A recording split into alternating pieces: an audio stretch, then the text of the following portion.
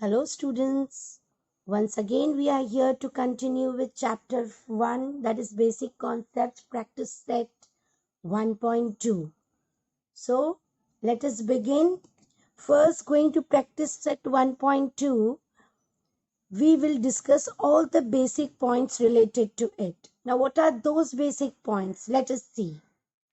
Now these are the three things which we will go through: line, segment and ray. So what is the difference between all these three? Let us study that. So what is line? Line बेटा अगर हम draw करें तो we draw a line, consider करो AB. Here it is segment AB, 3 centimeter. Okay. Next is ray AB. तो तीनों में अगर हम देखेंगे तो देखो आपको डिफरेंस नजर आता है. लाइन ए बी क्या होती है? ये तीनों भी सेट ऑफ पॉइंट्स है, यूनियन ऑफ पॉइंट्स है, लेकिन डिफरेंस क्या है? लाइन जो होती है ना वो infinitely you can extend from both the side, showing this arrow. That means we can extend from both the side. It doesn't have exact length. ये होती है लाइन.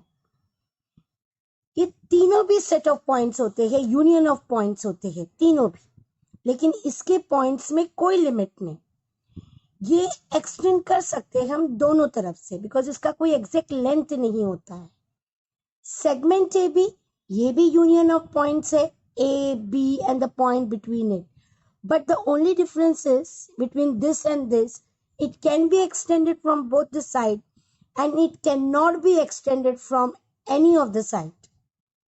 तो ये उसका एंड पॉइंट है, ए और B, segment A B, we write this way.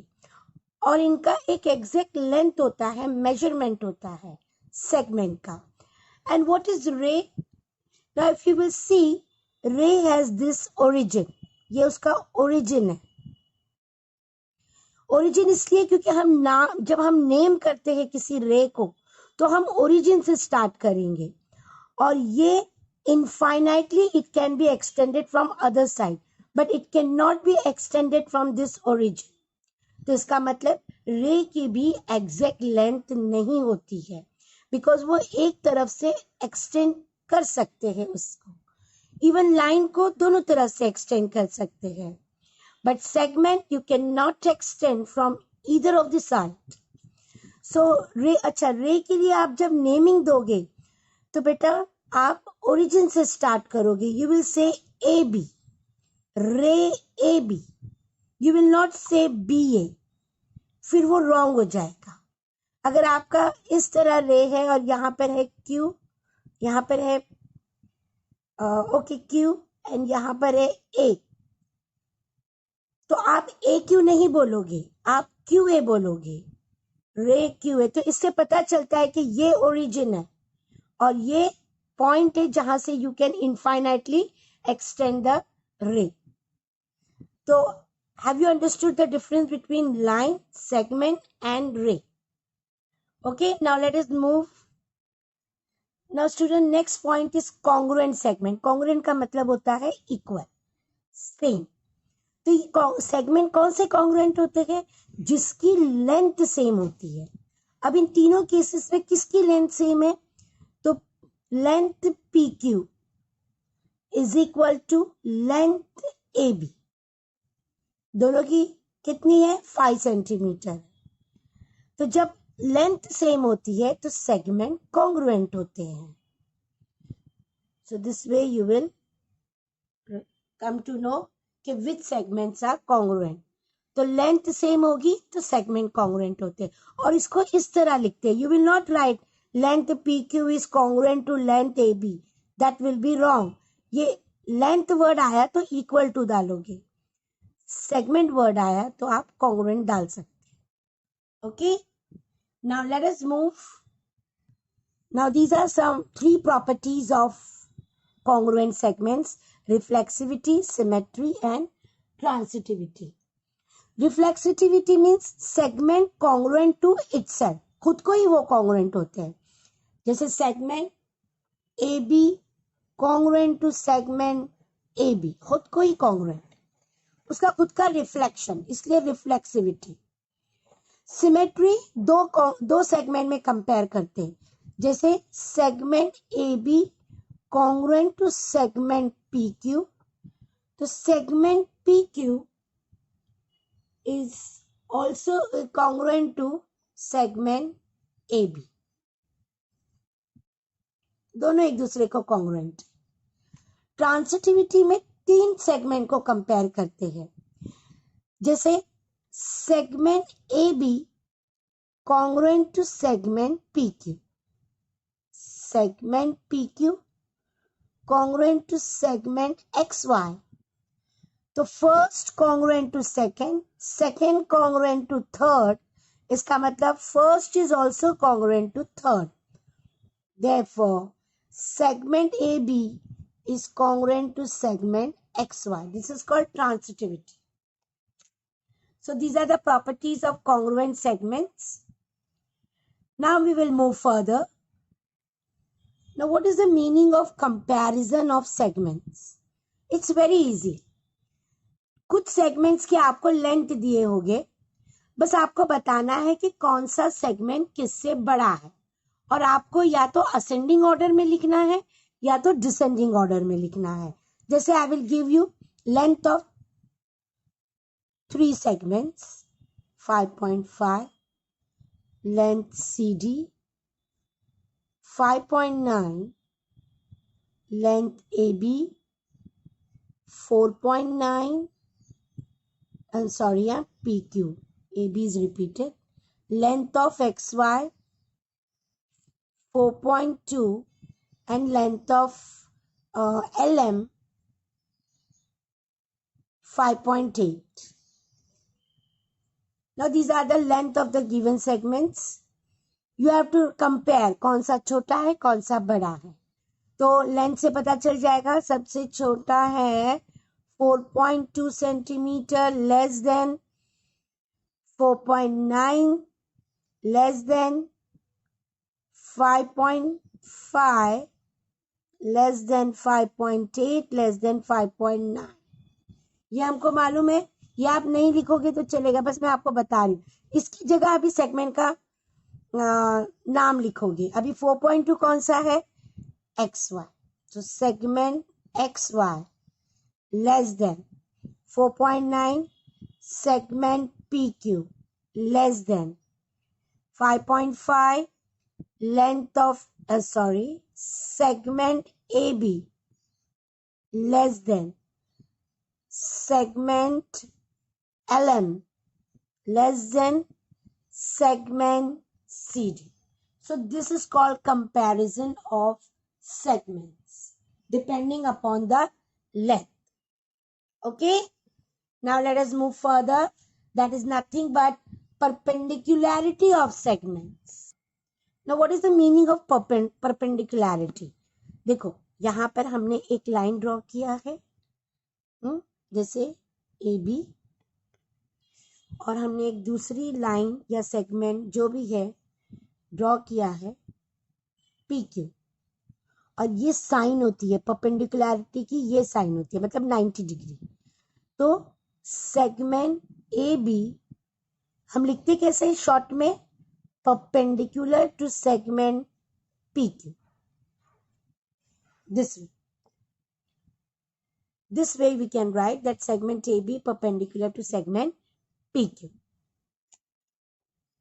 Okay, so let us move. Based on these things, we will move to practice set 1.2. Now see the first question. Decide which segments are congruent and following coordinates are given.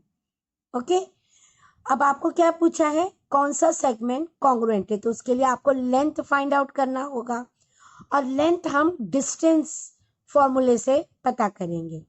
Okay, so here DE, first we will find DE. Separately हम find out करेंगे. तो coordinate of D is how much? -7. And coordinate of E is how much? 9. We know 9 is greater than -7. So distance DE is equal to 9 minus -7. So it will be 9 plus 7, 16 units. Okay. Next we will find distance of segment AB. Same way, easy hai. Coordinate of A, how much? -3. Coordinate of B, आप full sentence लिखोगे बेटा. It is 5. Now 5 is greater than -3. Therefore, distance AB is 5 minus -3. 5 plus 3, 8. Now here distance DE, I will write here, distance DE is greater than distance AB, that is length of DE is greater than length AB. Therefore, segment DE and AB are not congruent. Okay, this is the comparison. क्योंकि हमको congruent segment find out करना है. अब हम BE, ये second set question देखेंगे. Same method आप करोगे. Coordinate of B, how much? 5. Coordinate of E, 9. 9 is greater than 5. Therefore, distance BE is equal to 9 minus 5, 4. Go systematically because every step carries marks. Next, coordinate of A, -3. Coordinate of D, -7. We know in negative case उल्टा होता है, reverse होता है. जो छोटा number दिखता है ना हमको, एक्चुअली वो बड़ा होता है नेगेटिव में.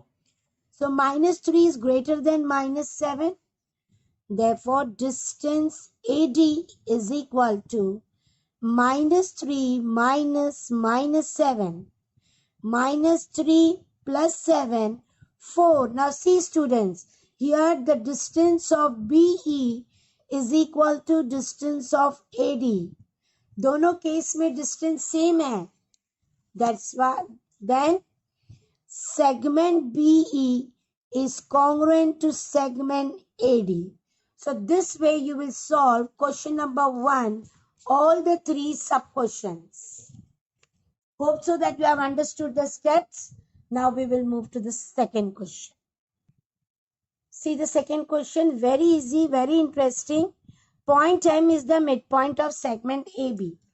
बेटा अभी एक बात याद रखना, कभी भी एक रफ डायग्राम ड्रॉ करने की आदत बना लो.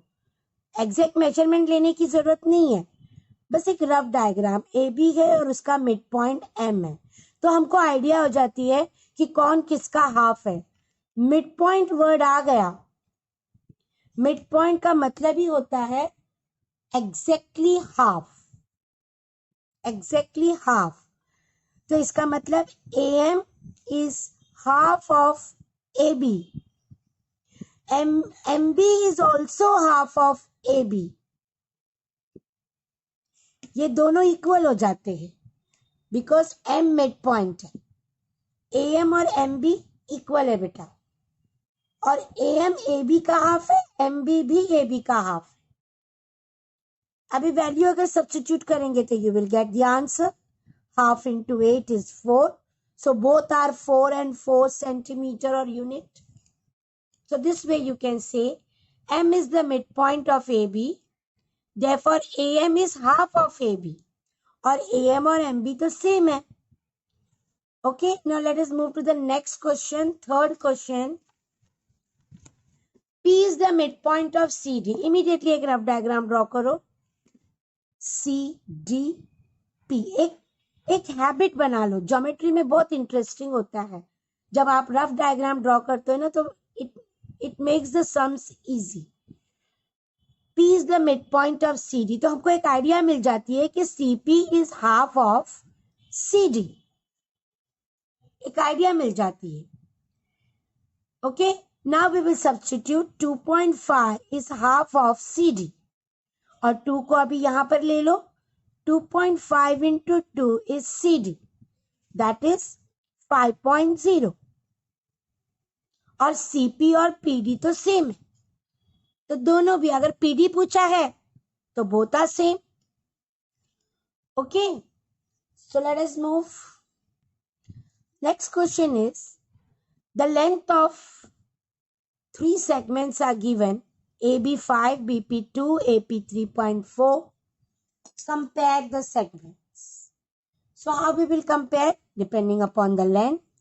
We know 2 less than 3.4 less than 5.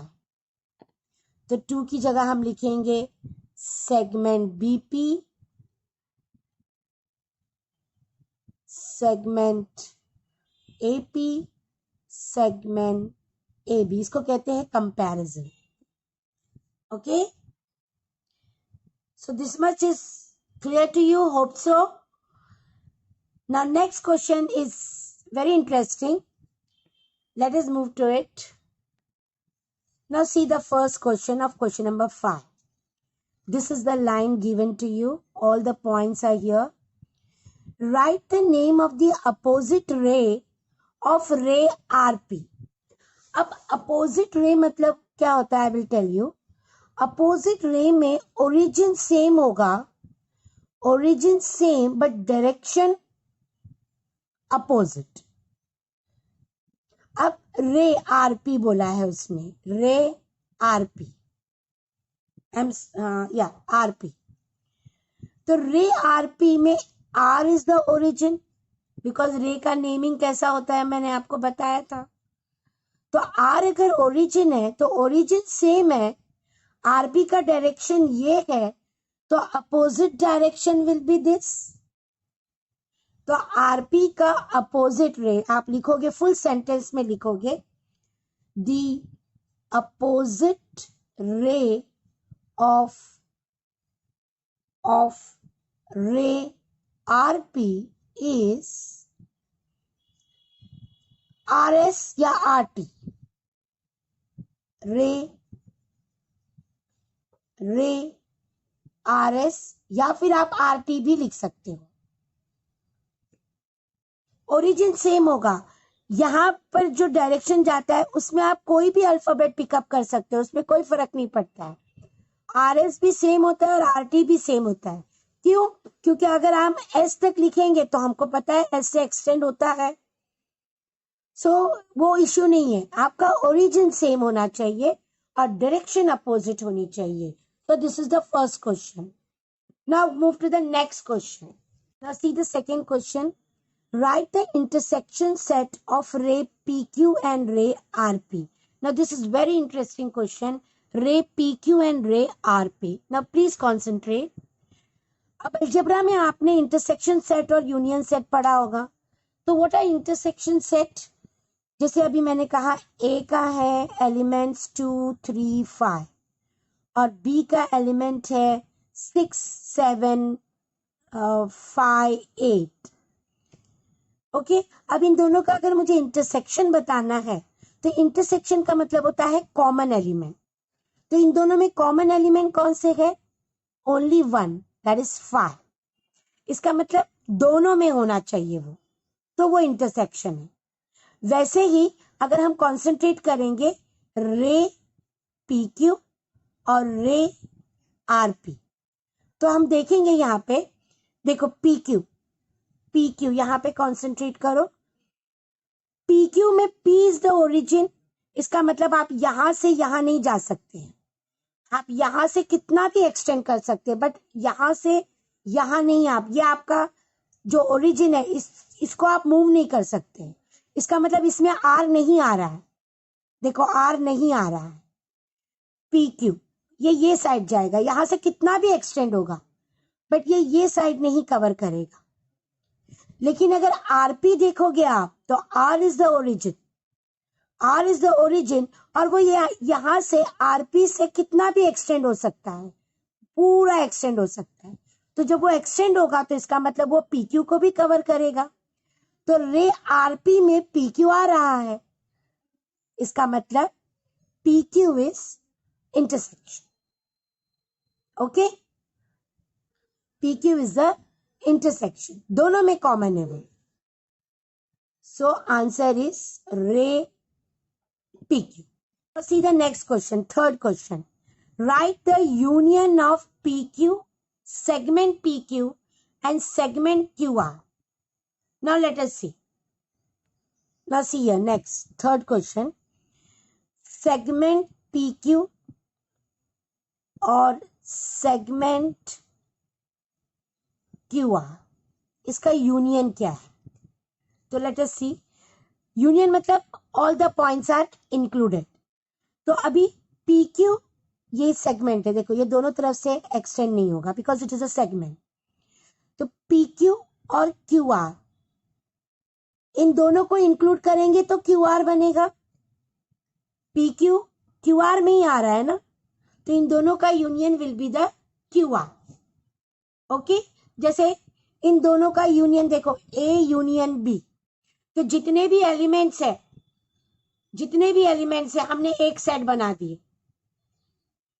तो वैसे ही QR और PQ में जितने भी सेगमेंट है वो सब किस में आते हैं? QR में आते हैं। तो answer is QR। Okay, state the rays of which segment QR is a subset. Segment QR is a subset. Subset का मतलब अलजेब्रा में हमने क्या सीखे हैं? What we have studied in algebra set first chapter में सबसेट का मतलब क्या होता है? जैसे अगर मैंने कहा A में 1 2 3 4 5 ये एलिमेंट्स है, और B में 2 3 और C में 3 6।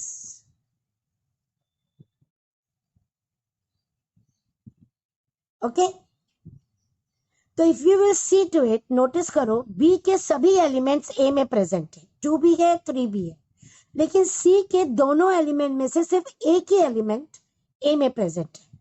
इसका मतलब B is a subset of A, क्योंकि B के सभी एलिमेंट्स A में है, but C is not a subset of A, not, क्योंकि C का एक एलिमेंट A में नहीं है, इसको बोलते हैं सबसेट। ओके, अब यहां पर बोला गया है सेगमेंट QR किसका सबसेट है ये फाइंड आउट करो। तो सेगमेंट QR जो है, ये सेगमेंट देखो, ये QR ये कौन से रे में आता है? ये कौन से रे में आता है? तो अगर मैं QR बोलूं तो अगर Q से स्टार्ट करेंगे तो यहां पर एक्सटेंड होते जाएगा। तो हम QR is a subset of itself, ray QR, segment QR is a subset of ray QR, because they have asked state the rays of which segment QR is a subset। कौन सी रे के अंदर segment QR आ रहा है? तो अगर मैं QR बोलूंगी ये रे इस टाइप से,